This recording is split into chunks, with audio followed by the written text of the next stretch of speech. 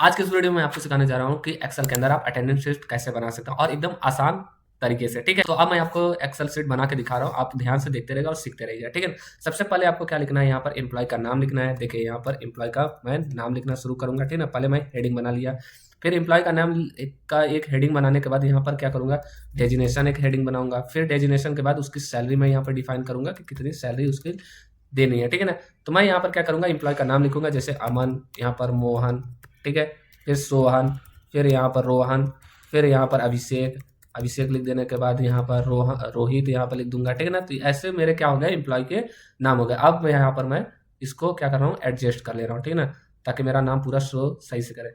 फिर मैं यहाँ पर करूँगा डेजिनेशन में, यहाँ पर मैंने मैनेजर रखा, सुपरवाइजर दिया सबको। ठीक है ना, ऐसे सुपरवाइजर मैंने लिखा। फिर ऐसे ही मैंने क्या करूँगा, प्यून, फिर क्लर्क, फिर ऐसे ही आपको वर्कर।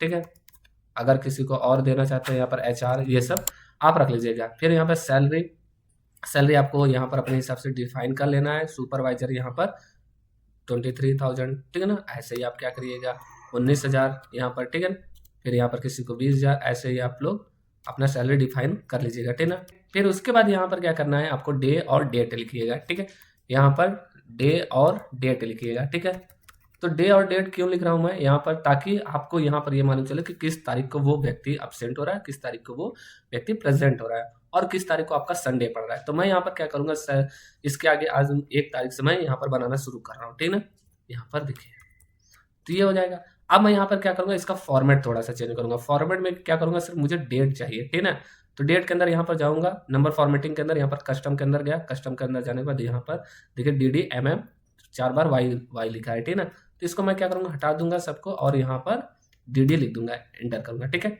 अब यहाँ पर मुझे क्या मिलेगा, और इसको मैं क्या करूंगा, ड्रैग कर दूंगा, पूरे 1 महीने का यहाँ पर कर दूंगा। ठीक है, यहाँ पर देखिए मैं ड्रैग कर रहा हूँ इधर, 1 महीने का मुझे 31 दिसंबर तक मैं पूरा ले लूंगा। ठीक है ना, ठीक है, ज़्यादा हो गया तो यहाँ पर क्या करूँगा, मैं यहाँ 31 दिसंबर तक मैंने ले लिया। ठीक है, अब मैं यहाँ पर क्या करूँगा, इसको ये देखिए, अब 1 तारीख को कौन सा दिन था मुझे ये भी पता करना है। ठीक है ना, तो इक्वल के साथ एक फार्मूला लगाना है आपको, टेक्स्ट फार्मूला लगाना है। तो सबसे पहले आपसे पूछा जा रहा है यहाँ पर वैल्यू। वैल्यू में आप क्या करिएगा, यहाँ पर डेट वाले सेल को सिलेक्शन कर लीजिएगा, फिर कॉमा करिएगा, यहाँ पर डबल कोट के अंदर यहाँ पर 3 बार DD लिख दीजिएगा। 3 बार DD लिखने से क्या होगा कि आपको इस तारीख का डे आपको मालूम चल जाएगा। ठीक है ना, कि कौन सा दिन था। तो यहाँ पर आप देखिएगा मंडे है, आप क्या करिएगा, इसको ड्रैग कर दीजिएगा। ठीक है ना, यहाँ पर ध्यान रखिएगा, इसको पूरा ऐसे पकड़ के एक काम करिएगा, इसको यहाँ पर ड्रैग करिएगा। ठीक है ना, तो ड्रैग करने के बाद आपको मालूम चल जाएगा 31 तारीख को तक कौन सा दिन है। तो 31 तारीख को वेडनेसडे है। ठीक है, आप क्या करिएगा, यहाँ पर इसको ऐसे।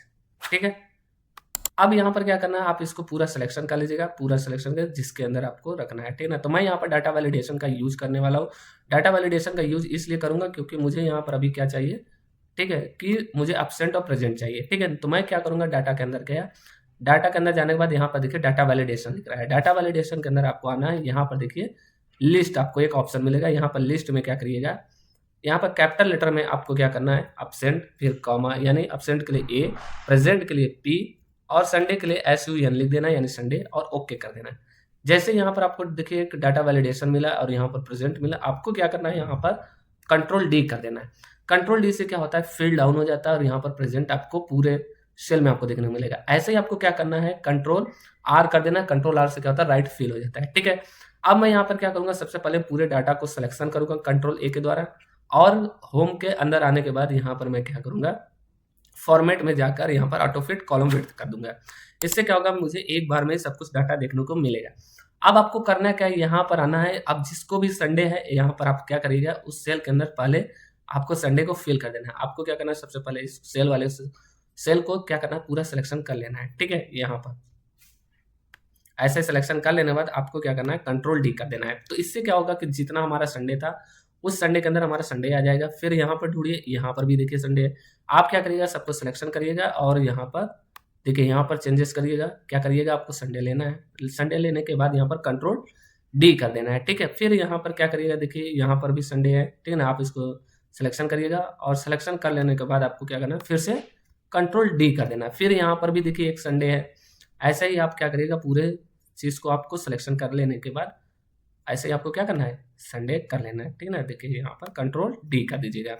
इतना कर लेने के बाद आपको क्या करना है, एक बार फिर से मैं सिलेक्शन करूंगा, कंट्रोल ए से सिलेक्शन, फिर क्या करूंगा, ऑटो फिट कॉलम एड, ठीक है ना। एक बार और करूंगा इसलिए क्योंकि देख रहा था मैं यहाँ पर आपको संडे को एडजस्ट मैंने किया है, ठीक है ना।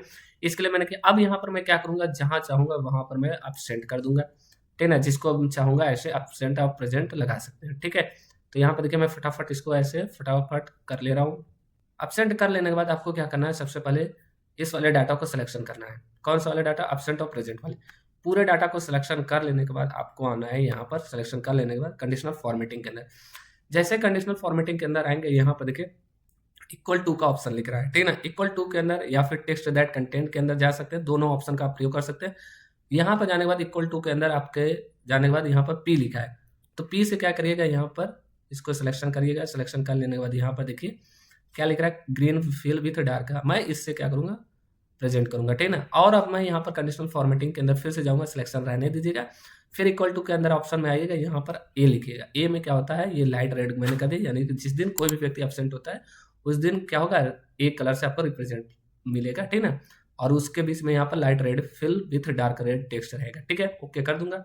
अब इतना कर लेने के बाद सबसे पहले आना यहाँ पर देखिए सब कुछ तो हो गया, प्रेजेंट को भी आपने ग्रीन दिखा दिया, एब्सेंट को रेड कलर टेक्स्ट से आपने रिप्रेजेंट कर दिया। अब आपने यहाँ पर संडे को देखिए छूटा हुआ है, तो आप क्या करेंगे, इस पूरे डाटा को सिलेक्शन करिएगा, ठीक है ना। पूरा डाटा को सिलेक्शन कर लेने के बाद आपको क्या करना है, यहाँ पर आना है, ठीक है। कंडीशनल फॉर्मेटिंग के अंदर आने के बाद यहाँ पर देखिए न्यू रूल लिखाना है। अब न्यू रूल लगा देने के बाद यहाँ पर सबसे पहले आना है, use a formula to determine which cell to format पर क्लिक करना है।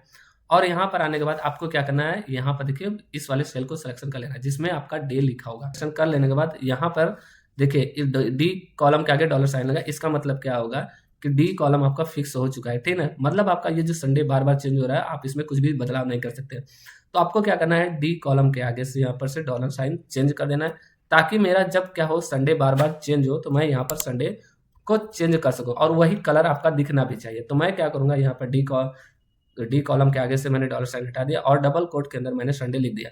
फॉर्मेट के अंदर जाऊंगा, यहाँ पर मैं क्या करूंगा, यहाँ पर फिल में देखूंगा, यहाँ पर कोई एक कलर मैं चूज कर लूंगा और यहाँ पर ओके करूंगा। जैसे ओके करूंगा यहाँ पर भी ओके करूंगा, तो देखेंगे आप ऑटोमेटिक मेरा संडे हाईलाइट हो चुका है, ठीक है। अब मुझे यहाँ पर काउंट करना है कि एब्सेंट कितने लोग हुए हैं और प्रेजेंट कितने लोग होंगे। तो यहाँ पर मैं क्या करूंगा, प्रेजेंट यहाँ पर लिखूंगा, ठीक है। प्रेजेंट लिखने के बाद यहाँ पर मैं क्या लिखूंगा, एब्सेंट लिखूंगा, ठीक है। तो यहाँ पर आपको प्रेजेंट काउंट करना है, तो आपको क्या करना है, एक फार्मूला बता रहा हूँ, उस फार्मूला को नोट डाउन करके लिख लीजिएगा। इक्वल के साथ यहाँ पर काउंट इफ लगाना है। जैसे ही काउंट इफ लगाएंगे, यहाँ पर सबसे पहले पूछा जा रहा है आपसे रेंज। तो रेंज में आप क्या करिएगा, इस पूरे रेंज को आपको क्या करना है, सिलेक्शन कर लेना है, ठीक है। ऐसे पूरे रेंज को सिलेक्शन कर लेने के बाद आपको क्या करना है, यहाँ पर कॉमा देना है, डबल कोट के अंदर यहाँ पर पी लिख देना है, ठीक है ना। पी से क्या होता है, प्रेजेंट यहाँ पर आपने दिखाया था, तो आप जैसे इंटर करेंगे तो यहाँ पर प्रेजेंट आपको काउंट करके मिल जाएगा, ठीक है ना। आप ऐसे ही क्या करिएगा, इसको ड्रैग कर दीजिएगा, ठीक है ना। तो यहाँ पर प्रेजेंट मिल गया। ऐसे ही क्या करिएगा, एब्सेंट के लिए भी काउंट इफ फार्मूला लगाइएगा। जैसे ही आप काउंट इफ फार्मूला लगाएंगे तो यहाँ पर आपको क्या मालूम चलेगा, रेंज। तो आप क्या करिएगा, फिर से रेंज आप पूरा सिलेक्शन आप कर लीजिएगा, ठीक है ना। देखिए यहाँ पर क्या हुआ, गलत हो गया। आपको क्या करना है, फिर से रेंज को आपको सिलेक्शन कर लेना है। यहाँ पर रेंज को सिलेक्शन कर लेने के बाद आपसे पूछा जाएगा यहाँ पर क्राइटेरिया। क्राइटेरिया में आपको क्या करना है, डबल कोट के अंदर ए लिख देना है, ठीक है ना। ए आपके लिए क्या होता है, एब्सेंट। जैसे आप एंटर करेंगे तो जितने भी लोग एब्सेंट हुए उसकी काउंटिंग करके दे दिया जाएगा, ठीक है ना। ऐसे आप ट्रैक करके सबका निकाल लीजिएगा, ठीक है।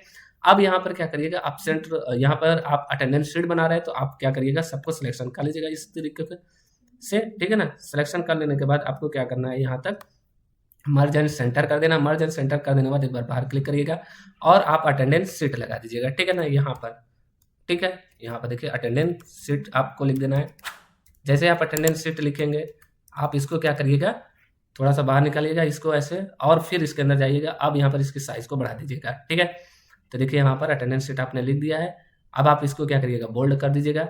आप इसके अंदर कलर डाल दीजिएगा, ठीक है। यहाँ पर आपको ऐसा कलर देना है। बस आपका क्या हो गया, आज अटेंडेंस शीट बनके तैयार हो गया। और आपने आज क्या सीखा, अटेंडेंस शीट और कुछ इंपॉर्टेंट फार्मूला जो कि अटेंडेंस शीट के अंदर प्रयोग किए जाते हैं।